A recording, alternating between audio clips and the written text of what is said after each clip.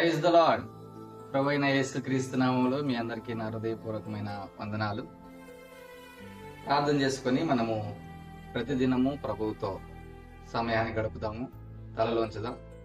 పరిశుద్ధుడైన తండ్రి, ప్రేమ కలిగిన మా దేవ, మీకు వందనాలు. ఈ దినాన మీ యొక్క పాదాల దగ్గర మేము కొద్ది సమయం గడపడానికి మీరు మాకు ఇచ్చిన ఈ యొక్క సమయాన్ని బట్టి మీకు వందనాలు చెల్లిస్తా ఉన్నాం. ఈ సమయాన్ని మా కొరకు దీవించండి, ఆశీర్వదించండి. మీరు నేర్పించగలిగిన మాటలను ప్రభునైనా మీరే మాతో మాట్లాడి నడిపించమని మీ దయగలిగిన హస్తాలకు మమ్మల్ని అప్పచెప్పుకుంటూ యేసుక్రీస్తు నామములో ప్రార్థించి వేడుకుంటున్నాను తండ్రి, ఆమేన్. రైట్. నేటి దినాలలో మనము మంచి బట్టలు ధరించుకోవాలని ఆశ కలిగిన వారంగా ఉంటాం. మంచి మంచి బట్టలు, బ్రాండెడ్ బట్టలు ధరించాలని మనం ఆశపడతాం.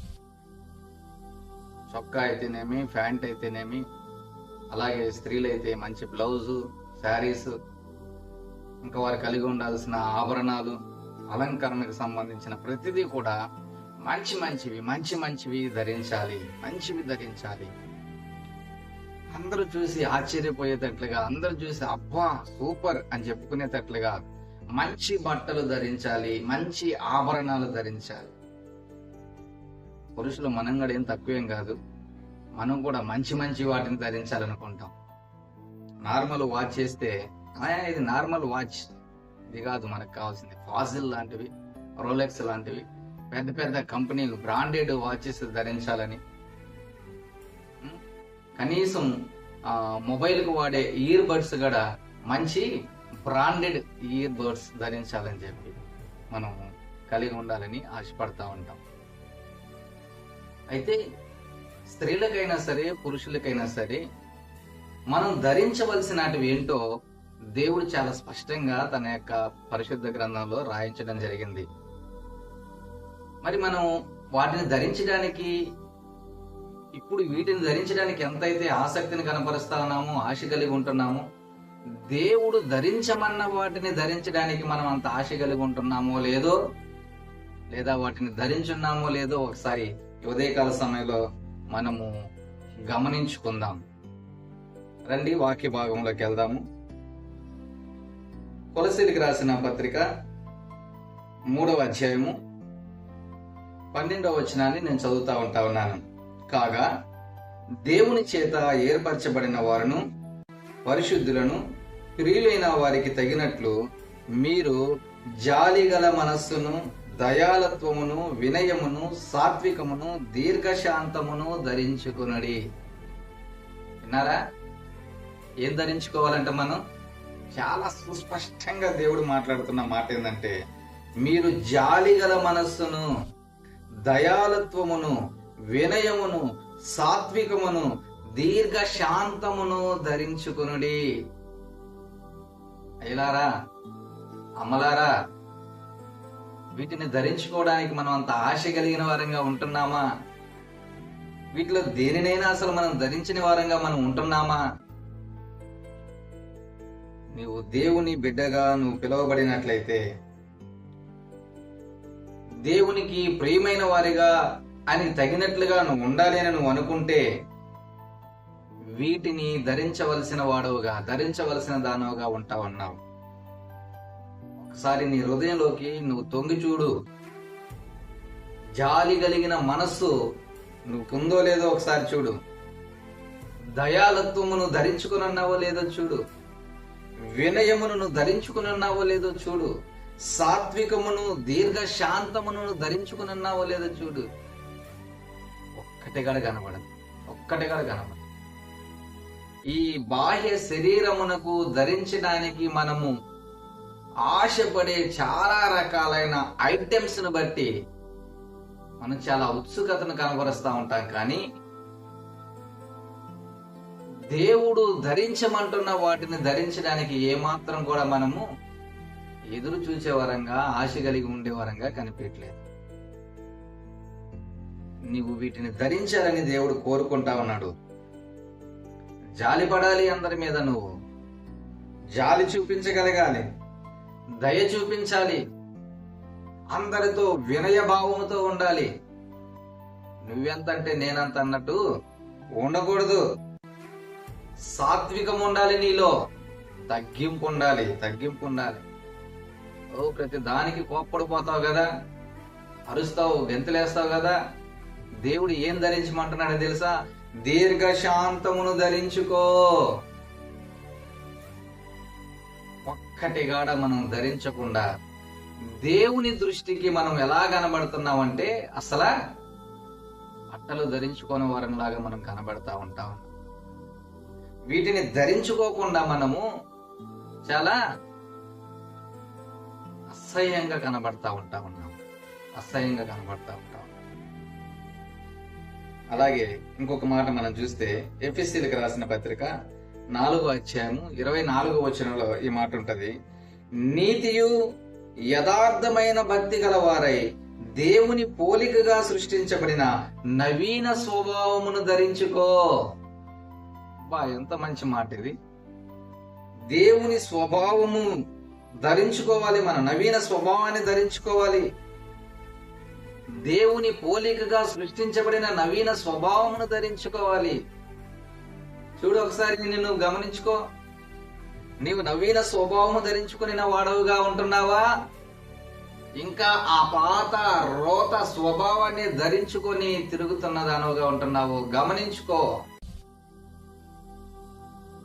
నీ బట్టలు ఇంకా రోతగుంటున్నాయేమో, నీ బట్టలు ఇంకా పాతగిలిన వాటిలాగే ఉంటున్నాయేమో, అవి ఇంకా నవీనపరచబడలేదేమో, వాటిని నువ్వు ధరించలేదేమో నవీనపరచబడిన వాటిని. చాలా మంది ఈ రీతిగానే జీవిస్తా ఉన్నారు. నవీన స్వభావమును ధరించుకోకుండా పాత రోత స్వభావముతోనే చలామణి అయిపోతా ఉంటున్నారు. ఎంత అసహ్యం. దేవుని పోలికగా సృష్టించబడిన నవీన స్వభావాన్ని ధరించు అని దేవుడు కోరుకుంటా ఉన్నాడు. అలాగే ఎప్పుడైతే మనం నవీన స్వభావాన్ని ధరించుకుంటామో ఆటోమేటిక్ గా మన విరోధి అయిన అపవాది మనకు వ్యతిరేకంగా చాలా కుట్రలను కుయుక్తులను చేస్తాడు. మనల్ని అనేక రకాలుగా ఇబ్బంది పెట్టాలని, మనల్ని నష్టపరచాలని చూస్తా ఉంటాడు. అందుకనే దేవుడు అంటా ఉన్నాడు ఎఫెసీయులకు రాసిన పత్రిక 6వ అధ్యాయం 11వ వచనంలో, మీరు అపవాది తంత్రములను ఎదిరించుటకు శక్తివంతులగునట్లు దేవుడిచ్చు సర్వాంగ కవచమును ధరించుకొనుడి. హల్లెలూయా. ఎలాంటి కవచం అంట?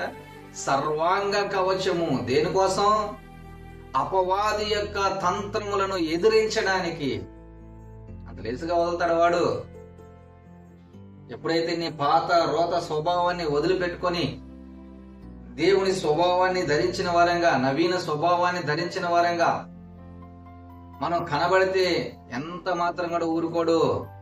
మనల్ని వెనక్కలాగడానికి అనేక రకాలైన కుట్రలు కుయుక్తులతో మన మీద చెలరేగిపోతాడు. అందుకనే దేవుడు అంటున్నాడు, వాడిని ఎదిరించడానికి సర్వాంగ కవచమును మీరు ధరించుకోండి. సర్వాంగ కవచమును మీరు ధరించుకోండి అని దేవుడు సెలవిస్తా ఉన్నాడు. ఇంతటికి ఏంటి ఆ సర్వాంగ కవచము?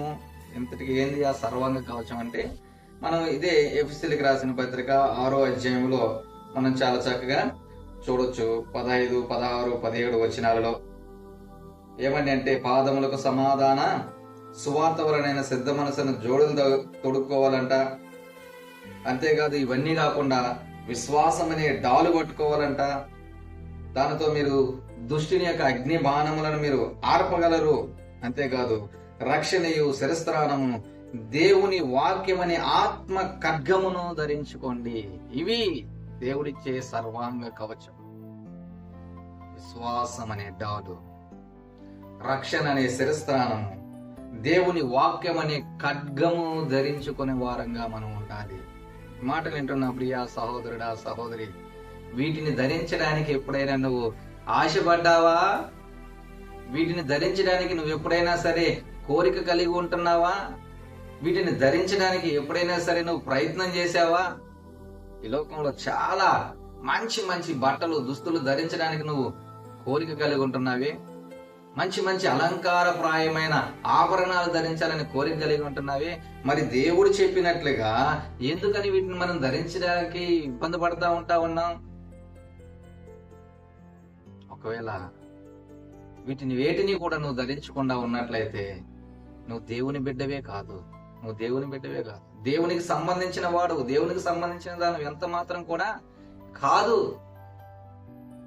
లేఖనాలు సెలవిస్తా ఉన్నాయి, ఎవరైతే నీతియు యథార్థమైన భక్తి గలవారై దేవుని పోలికగా సృష్టించబడిన వారు అంటా ఉన్నారు, వారు నవీన స్వభావాన్ని ధరించాలంట, సర్వాంగ కవచమును ధరించిన వారుగా ఉండాలంట. అంత మాత్రమే కాదు, ఇందాక మనం చూసినట్లుగా ఏటిని కలిగి ఉండాలి? జాలిగల మనస్సును, దయాలత్వమును, వినయమును, సాత్వికమును, దీర్ఘశాంతమును ధరించుకుని వారంగా ఉండాలి. పరీక్షించుకుందాం, పరిశీలన చేసుకుందాం. దేవుడు చెప్పిన వాటిని ధరించడానికి మనము ఆసక్తిని కనపరుస్తాం. దేవుడు మనందరికీ సహాయం చేయను గాక. తలలో ఉంచుదాం, ప్రార్థన చేసుకుందాం. పరిశుద్ధుడైన తండ్రి, ప్రేమ కలిగిన దేవా, నీకు వందనాలు.